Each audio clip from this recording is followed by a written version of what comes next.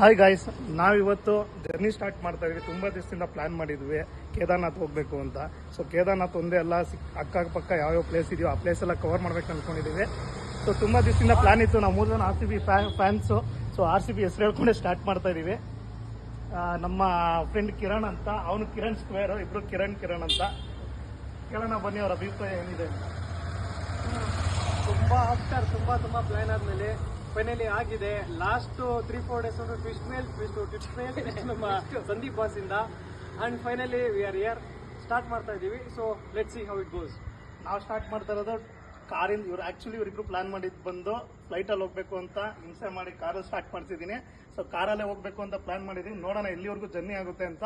ನೀವು ಜೊತೆಲಿರೇ, ಬನ್ನಿ ಇವ್ರನ್ನ ಕೇಳೋಣ. ಇನ್ನೊಬ್ರು ಕೇಳೋಣ ಏನಂತ. ಕಾರಲ್ಲ, ಫಸ್ಟ್ ತಾರಲ್ ಅಂತ ಇದ್ದು ತಾರ್ ಹೋಗ್ಬಿಟ್ಟು ತುಂಬಾ ಟ್ವಿಸ್ಟ್ಗಳ ಮೇಲೆ ಟ್ವಿಸ್ಟ್ ಸಿಕ್ಕಿದೆ. ಸಿಕ್ಕಿದೆ. ಅಷ್ಟು ಟ್ವಿಸ್ಟ್ ಮೇಲೂ ಕೊನೆಗೂ ನಮ್ಮ ಕಾರ್ ರೆಡಿ ಇದೆ. ಓಡ್ತಾ ಇದೀವಿ.